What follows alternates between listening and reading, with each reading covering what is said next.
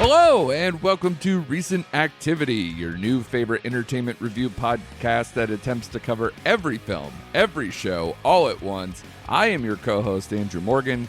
With me, as always, is the choir teacher at Arkham Asylum, Mr. Shane Beauregard. How are you, sir? I'm doing well. I don't know if that's a good thing or bad thing, but I'm guessing it's a bad thing. It's neutral. You figure It's probably not a high-end job, you know? Nobody wants to be in the asylum for anything. But as far as the movie is concerned, it's optimistic until things aren't. You know, until it's not. I think he survives. Anyway, good to see you, sir. How are you? I'm doing well. Good to see you, buddy. We are in October now, Shane. I love it. Had a hell of a September. Very happy with the outcome of that. We had a lot of movies that we really liked that didn't disappoint. I don't think we had anything that was our optimistic stuff, like our most anticipated movies. Did we have any clunkers? I'm trying to think. No clunkers. Yeah. A pretty clean slate, a pretty clean run in September, my friend.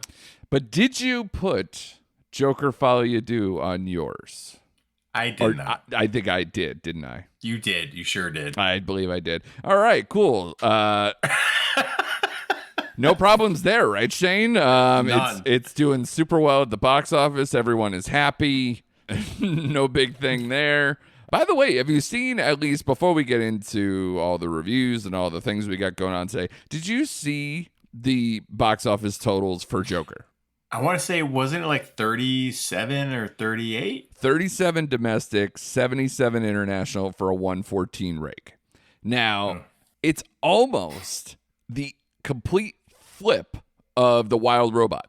Oh, wow. Because The Wild Robot, I think took in a higher domestic. It was surprisingly, shockingly low international, but still around that $115 million take.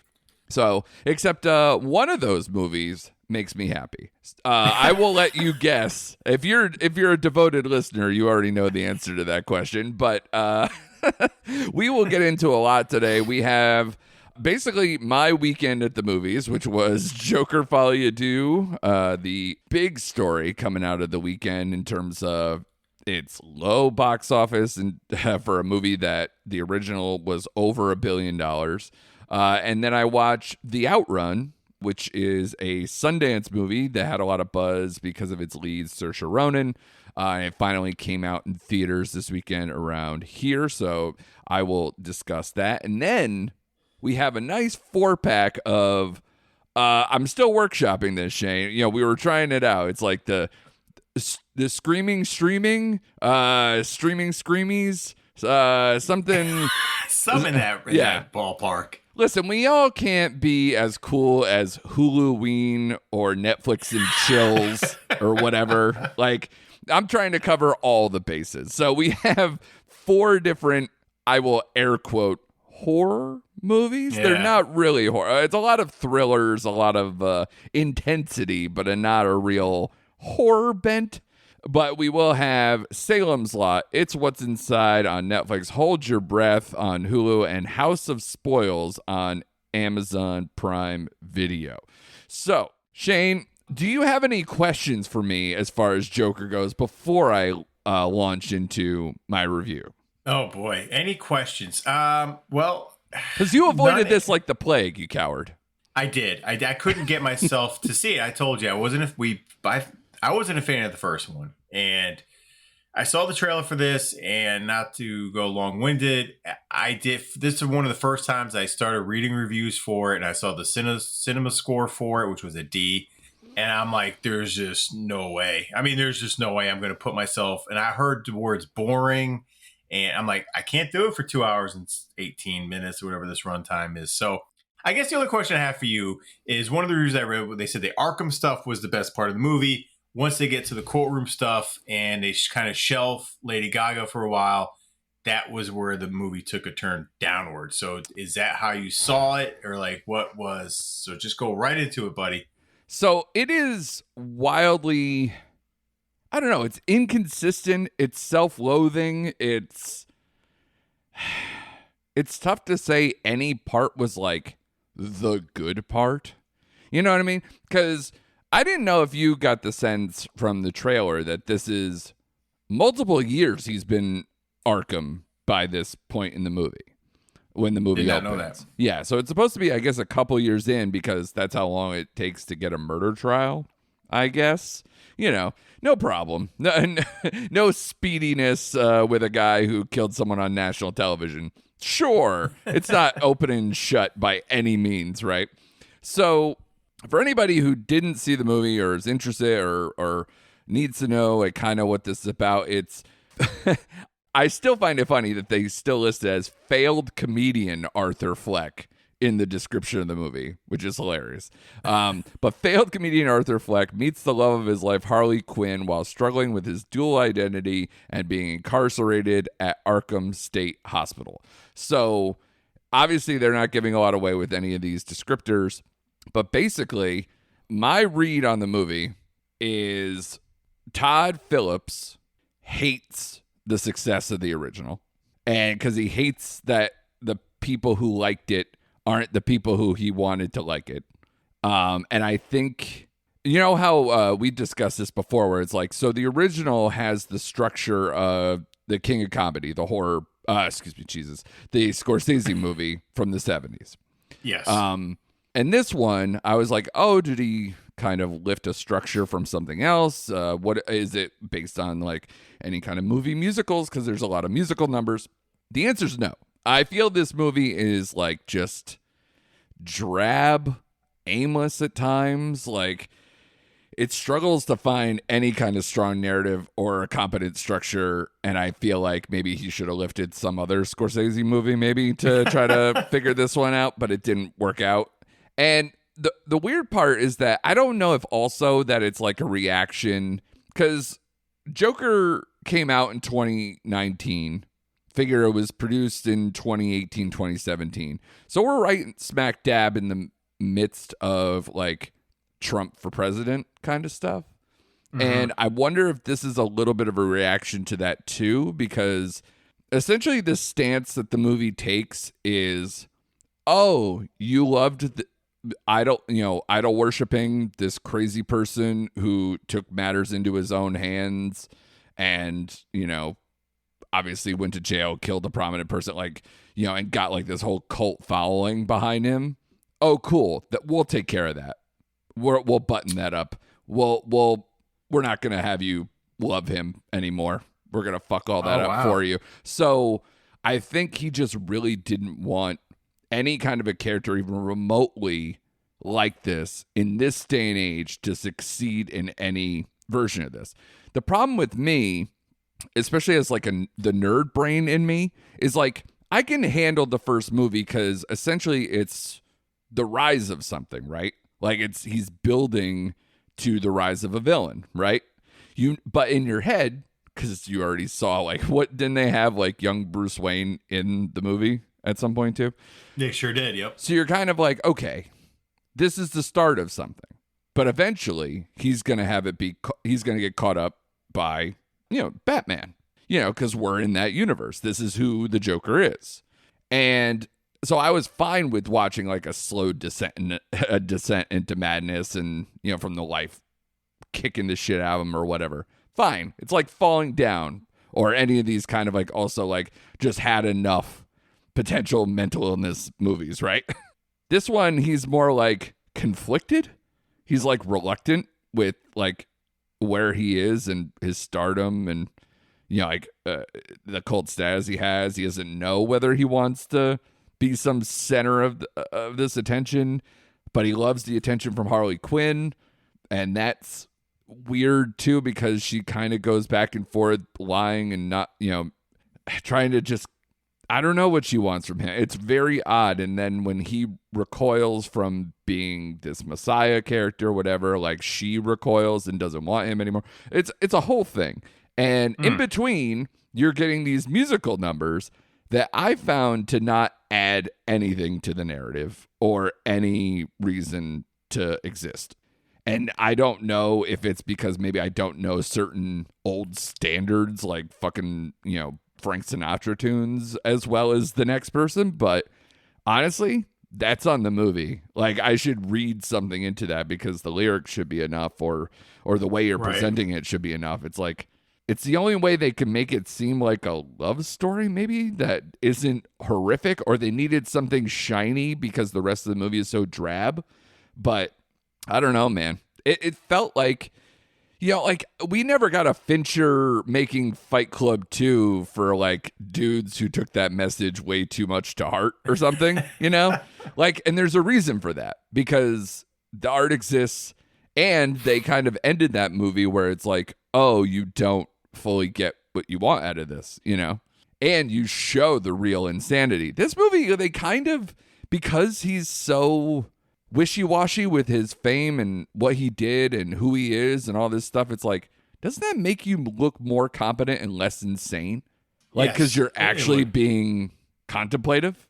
So what am I watching? I don't even know who this guy is anymore. So it's like, you made a movie that's a complete fucking bummer, that, again, like, he knows how to make a movie. It's well produced. It's well shot. It brings back the same score, the same composer from the first movie that won the Academy Award. And of course, you got Joaquin and Lady Gaga, and they're very compelling. They chew up scenery very well. But once, like, the fucking hypnosis wears off of, like, oh, I see where this is going, like, I just didn't care. And I think a lot of people didn't care, because the fucking Rotten Tomatoes scores are 33 for the tomato meter and 31 for the audience score. That's bad, because usually on these kind of movies, we often see a low critic score but a double high audience score on this type of film. So was there any mention of, like, the Wayne family in this one? Not or a just bit. Totally not a bit. So there's no connective tissue at all to what was built in the previous film with Thomas Wayne and all that stuff. The only sort of kind of comic booky thing is just obviously the additions of Harley Quinn, and the prosecutor was Harvey Dent. Wow. Okay. That's it. And do they make it like, oh, this is like the origin of Harvey Dent, or we get to see any? No, not really. You just get to see him trying the case. So this was just like, so you're right. This was a pointless movie.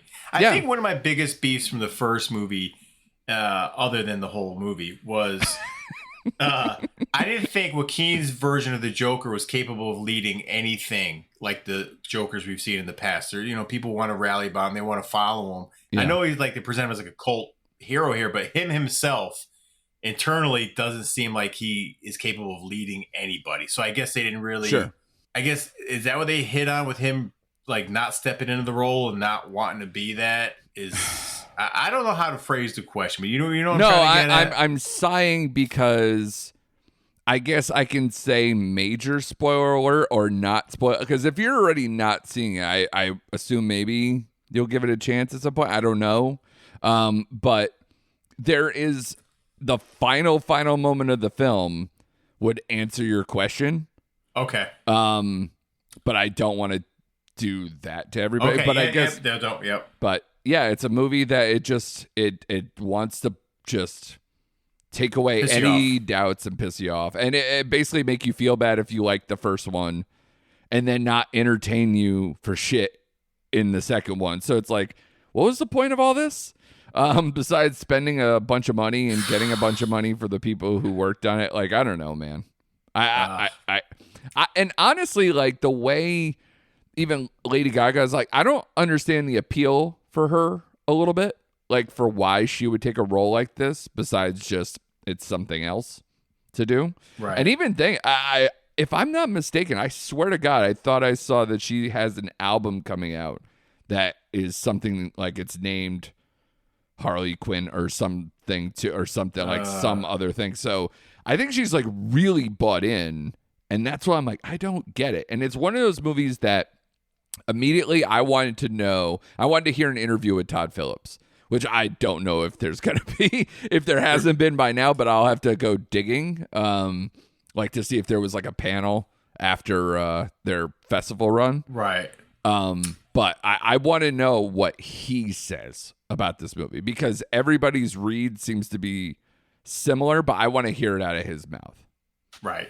The only reason I could see her taking the Harley Quinn role is maybe like, hey, we're going to do Joker 2. We want you to play Harley Quinn. Maybe she agreed to without even seeing, like, knowing what that character is going to represent in the movie. Just going off other iterations of Harley Quinn. You know, such an iconic role. Maybe she's like, okay, I get to step into this role now. Then, you know, who knows? Obviously, it didn't go the way from what I'm hearing. It was a different. She's definitely not a Margot Robbie type. She's never fully in costumery. Like, you get to see whatever you see in the trailer, essentially, as far as her costumery. And she doesn't even get to, like, belt out tunes all that much. It's mostly just doing, like, trying to match the Arthur Fleck version of singing. So she has to tune down everything and kind of. So, again, I don't fucking know what they wanted to do with this movie, and I'm glad it's over. And if you're obviously, you said a fucking D, man, god damn, a D cinema score, which is lower than we commented about Megalopolis the week before. And I like, if this movie already undersold, like, it's bad, because if they lose, generally speaking, the second week they lose 50% is a nice number of losing their audience. That's real bad. That is real bad. So, gosh, because this movie, I think it made, like, what it took so far, I think is how much it costs to make at best. Oh, wow. Okay. So, because I know it definitely costs over $100 million to make. And they didn't do test audiences, I heard. I heard that, yeah. There's so many red flags with this movie that we all should have seen this coming, but I think just the $1 billion from the first one and the star power of its leads, you're just like, this can't be that bad. Right, what can go wrong? Yeah. It's and to its credit, you know, you hear the 30s and you think, like, Jesus, it's bad. Like, it's not, like, again, even on a comic book scale, it's not that bad. It's just, there's no joy. So nobody's going to come out if it's not what they wanted and be, like, happy about, or be like, oh, I give them credit for this. Nobody's going to do that. Nobody's going to give this movie the benefit of the doubt because it spits in the face of the original fans, sort of. And, you know, kind of, it doesn't have anything to do with it doesn't want anything to do, it seems like, with the comic book fans. So it's like, what are we even doing? So that's the tough part, man. Too bad. Yeah. A better, if you're curious, I think I'm giving it a 2.5. Okay. So I know it's a lot of, like, hand-wringing and whatever to, like, give it kind of just the meh. Right. But again, like, you just can't take your eyes off Phoenix and Gaga, and, like, you just really are engaged. And Brendan Gleeson, like, outside of just them asking him for a joke 7,000 times while he's in the Arkham hospital, but you got a lot of good people in here, and there's a few genuinely good moments. Like, there's because again, a lot of what this movie does too is it rehashes the first movie because you're doing the trial. So it's going to literally go over a bunch of this stuff that happened. And one of the guy Puddles, I believe his name is, like, I believe he's, I don't know, a little person clown maybe that worked with him or whatever when he was doing the comedy and the clown stuff and whatever. And he killed someone in front of him in the first movie. They put him on trial or put him on the stand. And there's, like, a genuine, like, I thought you were my friend. You ruined my life. I can't sleep at night kind of a thing, you know, that has to try to show Arthur the humanity. And it's like, so some of those moments are, like, genuinely good. And there's a lot of stuff in the end that you can say is pretty good. Once, I'll just put in air quotes, the court stuff is over. But yeah, there's not a lot to grab onto because it's just too depressing, and it's too, it hates itself. It hates you, it hates itself, it hates everything, which is why I thought I was going to like it because, you know, but yeah, 2.5, if you haven't already and you're seeing all this stuff out there and you're like Shane, you try to, swerve to not get there, good on you. Congratulations. You survived. The other movie I caught over the weekend, I'm not going to belabor too much, is The Outrun. As I mentioned up top, with Saoirse Ronan, directed by Nora Fingscheidt, who I watched her last movie because it was that Sandra Bullock Netflix movie, The Unforgivable. Yep, Givable. Yep. Yeah. So this is a much better movie than that movie was. That movie was not good. The Outrun, I'd say, is like a 3.5 because it's basically a story about addiction and kind of, trying to in a way. The Outrun is a term, that's like, I don't know if it's a farm or a piece because they're on the cliffs side there.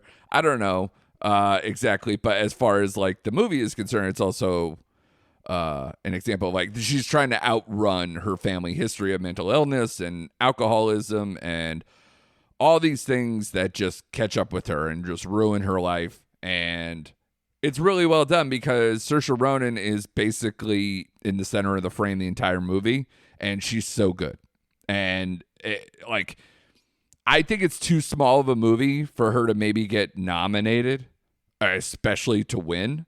But it just is another thing on her ledger of like, damn, she's good.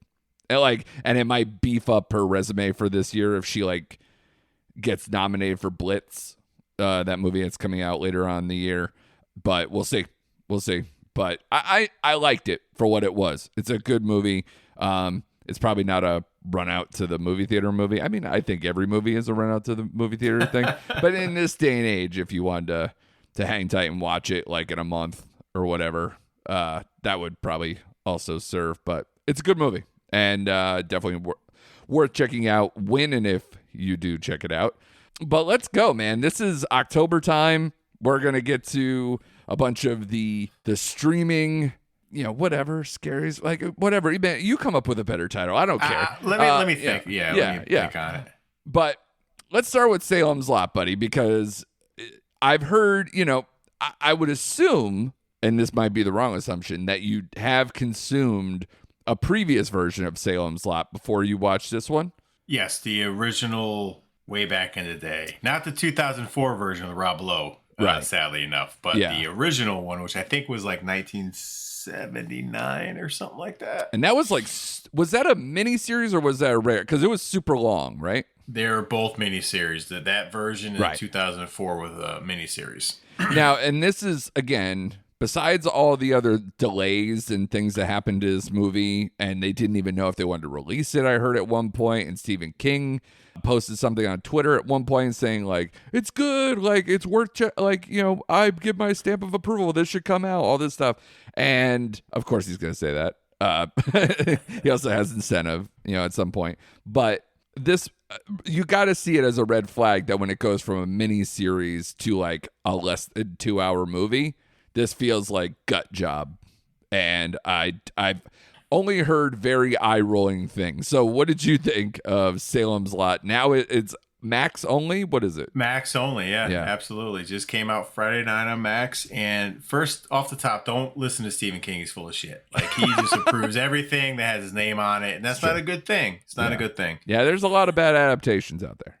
I actually saw the trailer for this a while back. And my first thought was like, damn, that actually looks pretty good. And I forgot all about the trailer until I'm flicking through. I'm like, let's see what Max put on. And it was there. Yeah. And here's how just unaware I am. I thought it was another miniseries because the way the trailer was, it led you to believe it was a show or a elongated series. I'm like, all right, I'll watch the first episode. Then I saw the runtime, like, oh, holy shit, this is a movie. Yeah. And that's the problem. I also heard the dialogue is eye-rolly. That was the main problem. Now, the movie starts off, it has promise, right? Because I like the 1970s look to it, and even the titles that are coming up in the screen, like, oh, this is like a throwback. Yeah. That's probably the best part of the movie. Where all the titles and names and all that kind of stuff. And I mean, you if you're familiar with this book or miniseries, you get the premise. A small town in Maine, Jerusalem's Lot. You get this vampire that moves in and he starts taking over the town. Right. And then you get this hometown journalist author that comes back because he's trying to do research on his new book, and he gets entangled in all this vampire terrific stuff. So I mean that's the blunt of it. And honestly, like the cast is not bad. I didn't mind the cast. I really didn't. You had Lewis Pullman, Bill Camp, who I like, Spencer Treat Clark, who was in Gladiator Unbreakable, so it's good to see him get work again, little kid. And you had Ryan from Homelander's son. Sorry, Homelander's son. Okay, yeah. Yeah, he's in it as well. So the biggest problem, again, with this movie is it felt so rushed. I'm sitting here thinking, I'm watching it with my girlfriend, and I'm like, did we miss like a big chunk of this movie? Because they go from like in town investigating to all of a sudden everyone believes in vampires. The main, like it just went too fast. There's no character development whatsoever. There's no like really history on the town. There's no slow changes to the town and the people disappearing. There's not like a buildup over that whole thing. Right. It's like you got the author doing research and he's going over all these tragic events, and you're thinking we're going to get this nice, rich history of this house, and we don't. It's just left on the table. It's like you see two kids get transformed or taken, and then pretty much next thing you know, the whole town's like taken over. Like, you know, what? Like, what did I miss? And the kid that they have like is the hero, who's like a total badass in this movie. This 11-year-old newbie that moves into town. He's great, but they gave him no backstory, no nothing. He's just a badass 11-year-old. And that was it, man. Like, I got done with this movie, and I liked the look of the main vampire. I thought that was cool. It had elements of this, but you can definitely tell that they chopped this thing at its knees, and they just gutted it. I mean, they just gutted this whole thing. And I posted on Facebook after, in response to the missus over on Facebook, who's running the site. Anyway, she saw it and she was like, "What'd you think about it?" I said, "I just felt like I know why it's a miniseries, because the whole thing felt fast forwarded and rushed. And if it was a miniseries and laid out properly, I think I would have really dug it. I really did, because I like the 70s look and the cars and the music, and everything worked except for the story in this particular one. I just wish they would have just elongated it. So yeah, it was a very just meh movie. It had funny moments and it just wasted the cast, I believe, man. Like, so I ended up giving like a 2.5. I mean, it just lost potential on that one. Well, it's weird though, right? Because it sounds like it's the inverse of what's been going on more in Hollywood lately than what happened here. In the sense of like, you hear like, oh, Obi-Wan was supposed to be a movie, and then they made it into like a 6-part, 8-part miniseries or whatever, right? Or a season of TV. Same thing with, I don't know, I think maybe Ahsoka was, or any of these other ones. Like a lot of it, you hear, this was supposed to be a movie, and then they made it into a series. It happens in the Marvel universe and stuff too. This one, it sounds like they probably shot a whole fucking miniseries and then was like, this is garbage, let's make it just a movie and just put it out. Which seems like why you get such a big leap of time, hack job editing, etc. Because it's like, well, when you have the beats of television, like how the hell do you get this to be coherent in less than 2 hours when they probably shot it for 6? You know? Yeah, and you could definitely tell. Like, it would have been perfect as a 4-part miniseries. Just give me 4 episodes, 50 minutes, and this movie would have been complete. But, you know, It is what it is, man. It was a letdown. I was looking forward to this one. It sucks, man. So screw you, Stephen King. Well, on the flip side, like, I had a good time with my Netflix writing assignment this week for what's on Netflix.com. It's What's Inside, which was a Sundance acquisition. One of the largest acquisitions as far as money is concerned ever at a Sundance. Like, they paid $17 million for this movie. And I'm curious to know what you thought of it first, because obviously mine is on the record. I ended up giving this movie a 3.5, and on the site, because again, we don't do halves, I gave it a 4 out of 5 because I thought it was very inventive. I thought the characters were very well defined, and if you think about it, which I don't think a lot of people will, maybe why they won't give this movie as much credit, because the movie is a body swapping movie that every actor that's in the film has to not only know their character well enough, but then they also have to know how to read another character and involve themselves with that and kind of put that version out too. So it looks like maybe easy, or it gets like maybe fluffed off, but I'm like, damn, that's got to be a hard assignment for all of them. And they all have to do it on some level, some more intensely than others. But yeah, especially for a movie that is a feature film debut from Greg Jardine, however it's pronounced. It's really more of a sci-fi kind of thing. It's really not horror per se. It's more of a thriller. But I really like the setup here where it's basically just, a bunch of old college pals reuniting for a celebration the night before one of them is set to be married. And you have like a lot of the old dynamics coming back to roost, especially with one wild card named Forbes, who got kicked out of school after they were at a party and there was an incident, and he ended up getting expelled. So there's a lot of like variables in here, and then you add the element of the body swap stuff, and I thought it did a really good job. What did you think about It's What's Inside? Overall, like, I started this film, and I'll be honest with you, it took me a little while to get into it. Like, I didn't like the first setup in the first 15 minutes. I'm like, all right. And I didn't like some of the shots the director was using. I felt it was a little too frenetic and too fast paced, and like here is like take my attention everywhere. And I don't like rotating cameras and shit. Like, so it took me out just a little bit. Sure. Once they got settled, and once Forbes showed up with his briefcase and the device his team had control over. Yeah. Once we got into the body swapping, I was all in. Like, I was all in. I was like, this is cool. This is original, even for a body swapping movie, like how they did it. Yeah. in the game they were playing. So I was in for the ride, man. Like, it had me from there to the end of the movie. I do like once there's swapped bodies. I like when they show the real person, it goes to that different dark red screen so you know who's in that particular person. Yeah. I did like that use of that shot. So I got into it, man. And it's not a horror. It's like you said, it's sci-fi thriller, I guess, more sci-fi. But it took me, the other knock on it a little bit is I know the acting had to be tough. I just didn't like this group of actors, I guess. I just didn't. It took me a while. Like the kid who played Cyrus, the kid who played Forbes, I didn't care for. I recognized Brittany O'Grady playing Shelby. She's the only one I recognized from the cast because she was in White Lotus season 1. She was, yeah. I thought her character flip at the end was like, you go from this like beat down, shy, not aggressive, controversial, like person who's going to speak up to all of a sudden. I don't know. I thought that, but outside the little nitpick in that, once once the incident happens, I was like, holy crap, you got a dilemma on your hand. And I like how they're trying to sort that through, and you got the different factions. And I loved it, man. It was a good pace.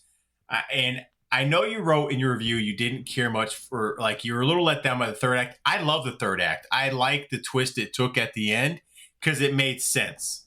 I do like that end of the movie. And because I was like, oh, man, how are they going to sort this out? Because you can't do a full switch. No spoilers. I won't spoil it. But you can't do a full switch back once it happens. So I did like, because I totally forgot about that character you were kind of introduced at the beginning of the movie. Yeah.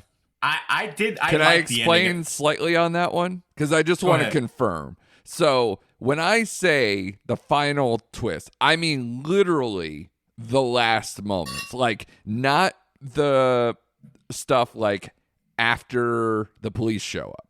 I'm talking about the last, because including, it kind of goes back to your point about the Brittany character, about the last gasps of her that I thought was a little over the top, a little too much. Yeah. I did like the last twist. They did the flashback, or it kind of it called back to a previous thing. So I enjoyed it for what it was, but I was a little on the fence of like, does the punishment fit the crime? The punishment does not fit the crime. Yeah. I will say. So it's kind of what's the word? I don't know. It's a lot. It's a lot to deal with for that. Yeah. I did. I even said, I was like, do you think he deserves to be in there for that? Like, I was like, no. But anyway, you look past that. I did like the final twist. I thought it was a fucking cool movie, man. Yeah, like, same. I really did. I really enjoyed it. because you're trying to, but I will say you have to pay attention, because I was confused with when they swap bodies. And I'm trying to figure out, well, if they switch back to her and who's that person and who's, like, you really have to pay attention. Yeah. I'm looking at my phone at the cast. I'm like, all right, that's Anna, that's Brittany. Like, who the hell is this? And if they switch back, that means this person's gonna. I literally had a piece of paper out where I wrote, this person is this person, this person is this person, and made sure I got everybody. Like, I had to do that. And I watched this movie twice because I wanted to make sure that I got it. And it is a one thing, I don't think I mentioned it in the review, but it definitely enhances the viewing to watch it twice. Or at least even to watch, like, the beginning again after you know everything that happens. You end up really liking it more, and you can dig in a little bit more on some of the performances and everything else too. Yeah, it was cool, man. But it's, don't look away and pay attention. Like, I mean, Andrew did, have a piece of paper out or look at the cast online and just pay attention. Yeah. So I gave it a 4. Like, I gave it a solid 4, man. For especially like a Netflix movie. Like, I was surprised. I was pleasantly surprised because I knew nothing about this movie coming in, really, honestly, until. You mentioned it, and then you had your review up. I was like, oh, okay, all right, man. Like, I'm in on this. So man, go check it out. That's like probably the best recommendation we have for this show, anyway. Yeah, and it beats the hell out of last year. They acquired, I think it was called Run Rabbit Run. It was a very terrible Sarah Snook movie that they acquired out of Sundance to try to add to their Halloween, Netflix and chills period. And this is so much better. Like, it's light years better. And it's definitely one of the best Netflix movies of the year. And obviously, as a person who writes every week for those things and keeps track, it's definitely, I don't know, I think I probably have it in, definitely top 5, maybe even top 3 for Netflix movies for the year. But yeah, it's really good. I definitely recommend that for sure. I also caught Hold Your Breath on Hulu. This is the new Sarah Paulson film that takes place during the Dust Bowl period in the Midwest. And you're it's definitely, I remember remarking to someone as I was watching it that it was like 45 minutes in, I was like, I don't know when the horrors or the thrill is going to start, because it takes a while to unveil. And you basically have Sarah Paulson as a woman. Her husband leaves to try to find, a job somewhere else. And she's home with her 2 children. She's already buried children from disease stuff that, was happening during the time. And so it's a quiet movie. They're in the middle of nowhere. And this small town, while you're getting these dust storms where it's hard to see, and kids are dying and people are trying to escape it and they end up dead. It's mostly just kind of sad for a very long time. And then enters Eben Moss Backrack, I believe is his name. Yeah. Let's go with that. Yeah, from The Bear, he's the cuz, I love that dude. And when he shows up, he's kind of this wayward preacher that says he was sent by the husband on the road to go take shelter at their home and help them out while he's away. And then a little bit of hell breaks loose, and then it really just unravels. But the weird part is it kind of ends up being more about, again, like kind of a mental illness, just the strain that happened during that time period. And there's not a whole lot of like horror or thriller element. There's like one variable, and they kind of attribute it to like, oh, is this a hoax? Like, it's a story that they read in a book, or is this an actual thing happening? And that kind of tickles your fancy for a while, but then it really just kind of, it's just it's like a mental unraveling. That's all. And honestly, the way it ends, you just kind of feel bad for like the family. Like, it's just sad. So it's kind of similar to Never Let Go then. Maybe, yeah. Except, obviously just a certain time period, which, By the way, I never thought, I have certain seasonal allergies and stuff. That's never really, gone too far. But even though today's been a high pollen day. But like just watching a movie about the Dust Bowl and like seeing bodies like just covered and swallowing dirt just somehow just makes me, ugh. I just fucking hated it. I was just like, I felt like I was slowly suffocating watching the movie. I was just like, ugh, it's fucking gross. But yeah, so the movie's, I don't know. I think if Andrew Cheat Code is perfect for this movie because it's probably a 2.75. Okay. Because it's well acted, it has a point of view. It's just a little soft. It's under 2 hours, so you could deal with it.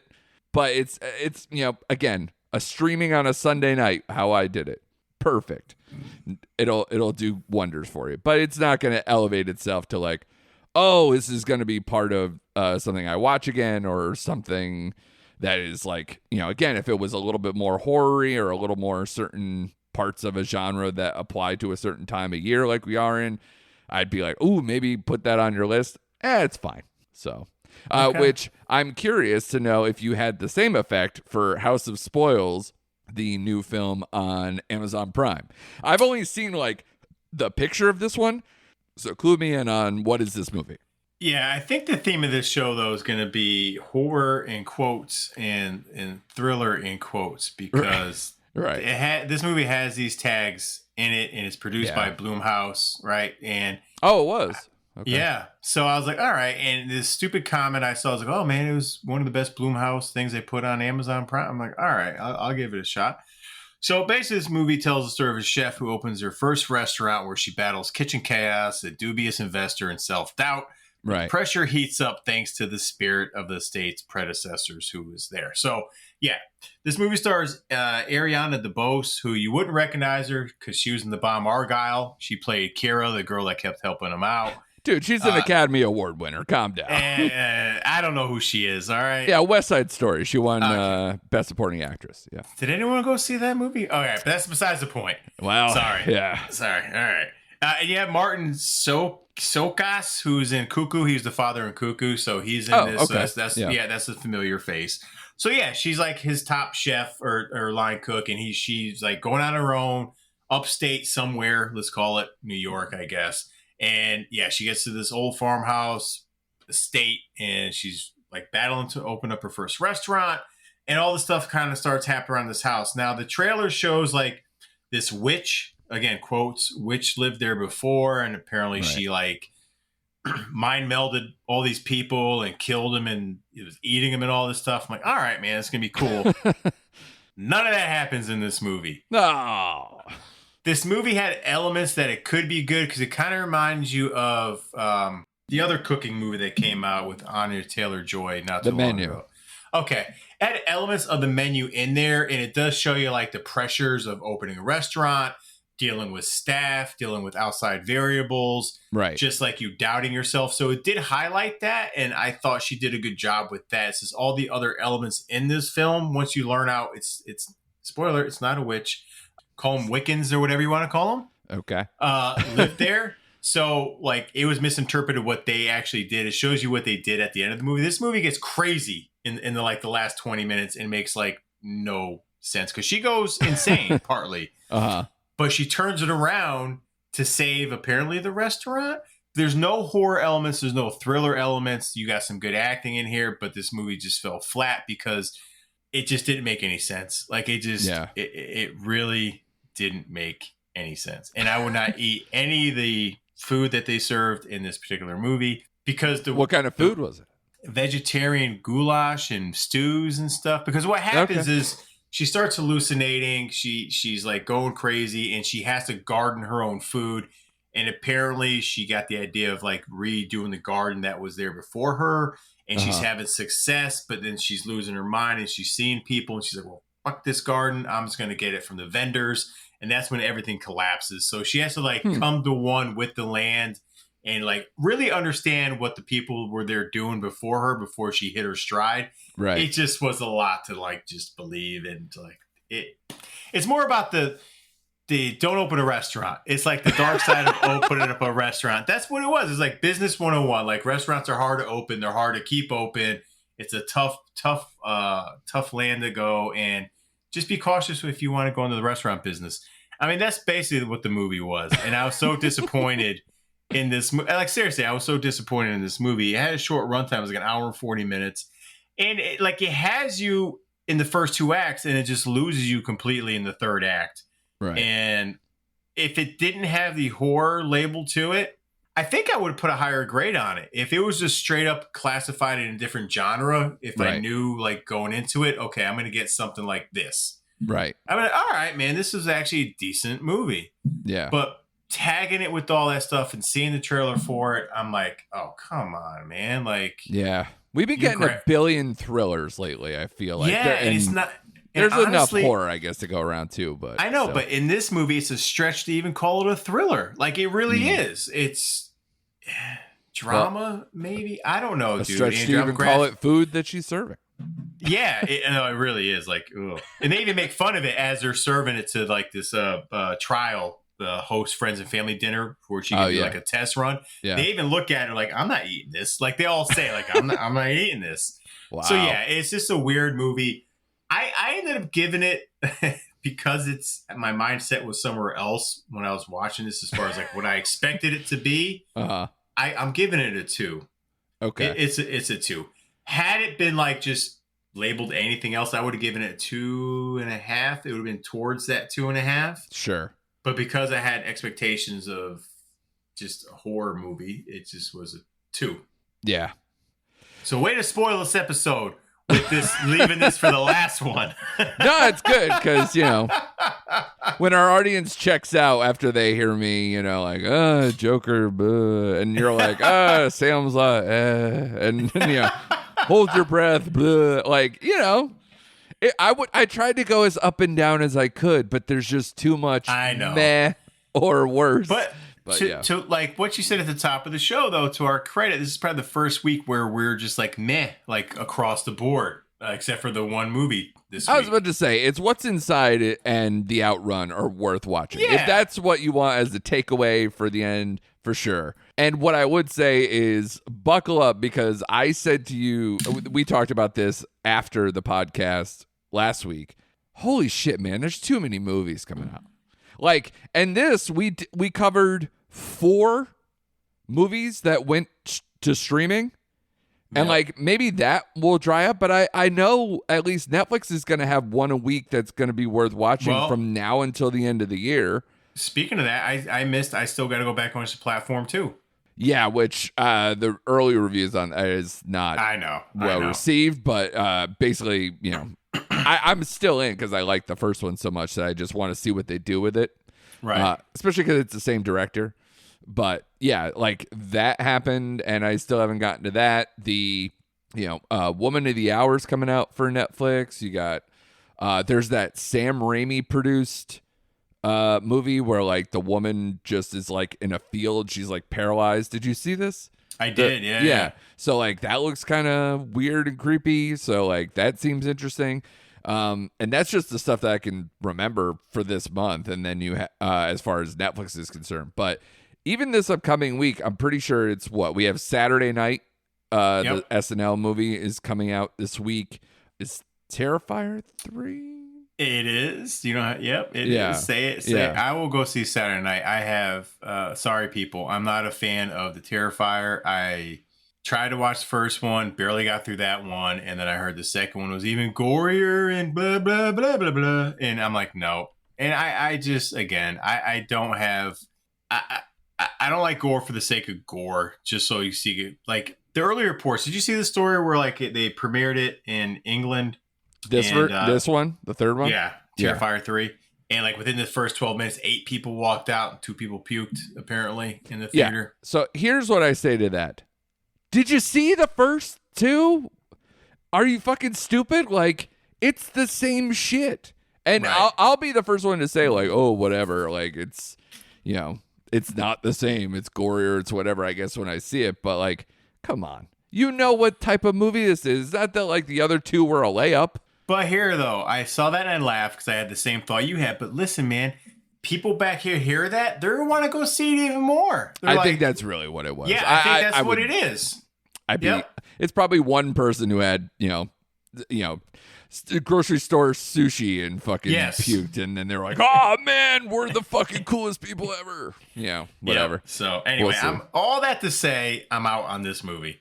Are you? I haven't seen whether it comes out wide this weekend or not, but The Apprentice it does down here. The Apprentice. Okay, sorry. That might be around your way. Then there's also the Piece by Piece, the Pharrell animated Lego movie. Yeah, the animated biopic. It's like okay, or basically like an animated documentary, essentially. Yes. So 4 movies just in this weekend alone, and then next week, Smile 2, We Live in Time. Yes. And then, like I said, Woman of the Hour comes out on Netflix. And then the following weekend, Venom, Conclave, Your Monster, which is also getting very good reviews, comes out. That Melissa Barrera movie that looks kind of like Beauty and the Beast-ish, but, comedy horror. Then you got A Real Pain and that Tom Hanks movie with from Robert Zemeckis Here that comes out. And then Blitz, that's all in 1 week. So again, I'm talking 3-4 movies a week. And then the following week, we actually, I think we'll probably have a seizure because there's no, it's all smaller movies. So we're going to take vacation that week. That's November 8th, Shane. All right. So, book your vacation for early November. Because it's like, Bird, the Barry Keoghan movie that went to festivals and stuff. I haven't heard a ton about it. That one's out. Small Things Like These, the new Cillian Murphy movie, but and that Best Christmas Pageant Ever one with Pete Holmes and Laura Graham and whatever. So that week is severely lacking. So, but then you got the following week, Red One, Heretic. Following week, Gladiator, Wicked. Following week, Moana 2. Following week, Night Bitch. Oh Canada, Y2K. Following week, Lord of the Rings, Kraven the Hunter, September 5th. Following week, Sonic the Hedgehog, Count of Monte Cristo, Mufasa. Following week, Nosferatu, Baby Girl, and the Bob Dylan movie all on Christmas Day. It's like, holy shit. And I'm also leaving out probably a bunch of straight-to-streaming stuff that will be entertaining. Yes. So I'm ready. Let's do it. Goddamn. And not this weekend, but next weekend, I will be in Woodstock for the Woodstock Film Festival, where I am watching Amelia Perez, Honora, and again, Honora I didn't see on any of that list. I don't know what the official release date is on that one. And then A Real Pain, which I mentioned before. Yep. So that'll be interesting. So I'll have a lot to say in a couple weeks, but I'm telling you that mark your calendar. November 10th, we're going to not record and I'm going to take a nap because it'll be too much to handle by that point. But anything else going on with you? You got the Halloween decorations up? You got a busy week ahead of you? What's going on? No Halloween decorations yet. I'm late to the party with that. But no, I'm going to play catch up this week. Since I didn't get to go to the theater like you did last week, I'm going to go see A Different Man. I'm going to catch that this week. Yeah. With Sebastian Stan talking about The Apprentice. He's kind of hitting his stride right now. Yeah. I went with the Outrun over A Different Man. I don't know if I chose correctly, but I dug it. Yeah. So, yeah, I'm going to just go to the theater and see what I missed from the last couple weeks and hopefully see Saturday night. So, yeah, it's going to be a nice week and just catch up on my TV shows, The Old Man and Slow Horses and Bad Monkey. We got a lot going on, man. So, yeah. Some season finales on those. Yeah. Yeah. Bad Monkey season finale this week. And I think Slow Horses too, right? And Slow Horses. Yep. Yeah. So let's. Oh, and we got Shrinking coming out. Yeah. That's next week. Yeah. Yeah. Next week. So, yeah, man. I'm ready, man. Buckle me in. And you haven't mentioned the most important thing to happen. Let's go motherfucking Mets. Because I'm going to be neck deep in fucking baseball, hopefully, for the rest of the month. Let's go, baby. Magical season. Fuck our Jets. Wake me up when we're 500 again. And we'll go from there. But Great to see you, sir. Keep up the scary movie marathon with your daughter, Yes. getting her into the classics. You said you watched Ready or Not with her. Do you have the next one on tap? Well, it's either going to be Cabin in the Woods or Crawl. That's going to be our next ones there. Yeah. Very nice. Both age appropriate, wonderful movies. Daddy-daughter time, like I've ever seen it. So good job by you. We're at Recent Act Pod on the socials. Please go, tell a friend, subscribe today. Don't miss out on all these movies that we just listed. We're all going to talk about them probably at some point, and then we're going to probably shut down like bears for the winter time and just, return never again, maybe. I don't know. Fucking spring of next year. I don't know. I'm going to be in a coma. But good stuff by you as always, man. And thank you all for listening. And please come back next week for more recent activity.